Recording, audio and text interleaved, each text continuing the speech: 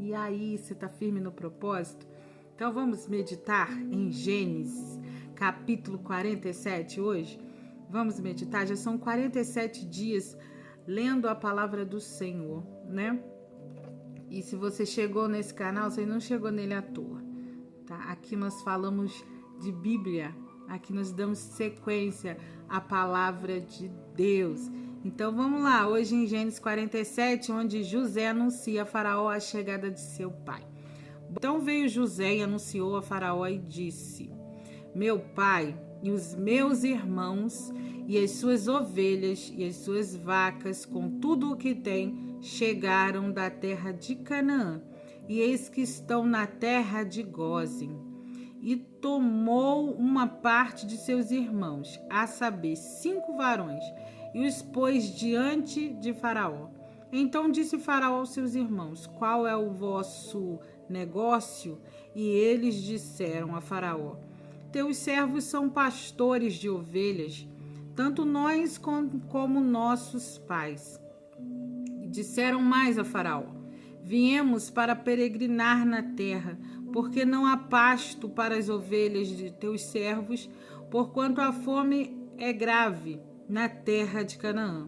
Agora, pois, rogamo-te que teus servos habitem na terra de Gósen. Então falou Faraó a José, dizendo: teu pai e teus irmãos vieram a ti. A terra do Egito está diante da tua face, no melhor da terra. Faze habitar teu pai e teus irmãos. Habitem na terra de Gósen. E se sabes que entre eles há homens valentes, os porás por maiorais do gado sobre o que eu tenho. E trouxe José a Jacó, seu pai, e o pôs diante de Faraó. Jacó abençoou a Faraó. E Faraó disse a Jacó: quantos são os dias dos anos da tua vida? E Jacó disse a Faraó: os dias dos anos da minha vida, das minhas peregrinações, são 130 anos. Poucos e maus foram os dias dos anos da minha vida. E não chegaram os dias dos anos da vida dos meus pais, nos dias das suas peregrinações. E Jacó abençoou a Faraó e saiu diante da face de Faraó. José fez habitar seu pai e seus irmãos, e deu-lhes possessão na terra do Egito, no melhor da terra, na terra de Ramsés, como Faraó ordenara. E José sustentou de pão a seu pai, seus irmãos e toda a casa de seu pai, segundo as suas famílias. Como José comprou toda a terra do Egito para Faraó, vamos ver? E não havia pão em toda a terra, porque a fome era muito grave, de maneira que a terra do Egito e a terra de Canaã desfaleciam por causa da fome. Então José recolheu todo o dinheiro que se achou na terra do Egito e na terra de Canaã, pelo trigo que comprava. E José trouxe o dinheiro à casa de Faraó. Acabando-se, pois, o dinheiro na terra do Egito e na terra de Canaã, vieram todos os egípcios a José, dizendo: dai-nos pão, porque morreremos em tua presença, porque o dinheiro nos falta. E disse José: dai o vosso gado, e eu vos darei por vosso gado, se faltar o dinheiro. Então trouxeram seu gado a José, e José lhes deu pão em troca de cavalos, e das ovelhas, e das vacas, e dos jumentos, e os assentou, e os sustentou de pão, aquele ano, por todo o seu gado. E acabando aquele ano, vieram a ele no segundo ano e disseram: não ocultaremos ao meu senhor que o dinheiro é acabado, e meu senhor possui os animais.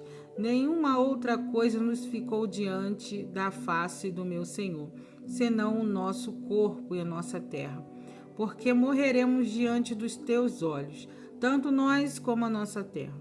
Compra-nos a nós e a nossa terra por pão, e nós e a nossa terra seremos servos de Faraó. Dá semente para que vivamos, e não morramos, e a terra não se desole. Assim José comprou toda a terra do Egito para Faraó, porque os egípcios venderam cada um o seu campo, porquanto a fome era extrema sobre eles, e a terra ficou sendo de Faraó. E quanto ao povo, fê-lo passar as cidades, desde uma extremidade da terra do Egito até a outra extremidade. Somente a terra dos sacerdotes não a comprou, porquanto os sacerdotes tinham porção de Faraó, e eles comiam a sua porção que Faraó lhes tinha dado.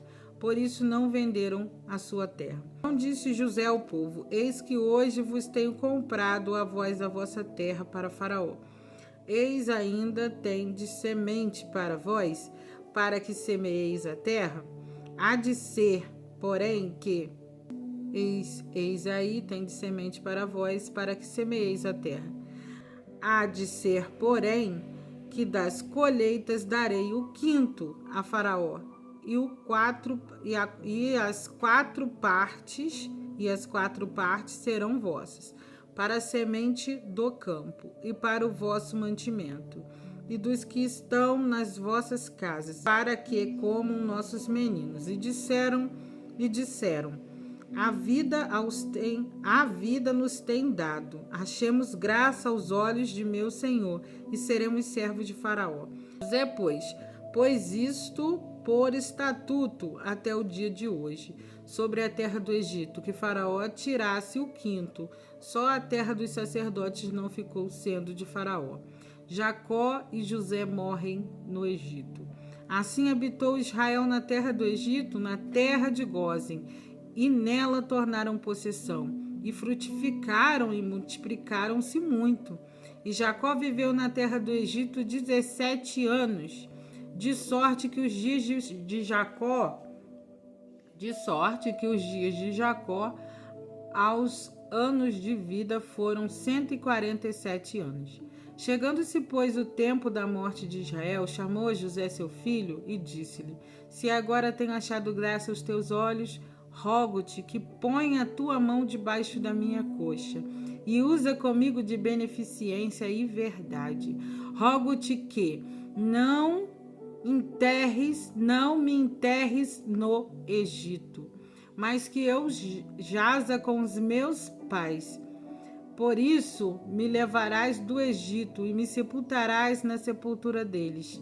E ele lhe disse: Farei conforme a tua palavra. E disse ele: Jura-me. E jurou-lhe. E Israel inclinou-se sobre a sua cabeceira da cama. Olha que coisa linda, né? Que as nossas palavras, elas sejam tão confiáveis como um contrato, né?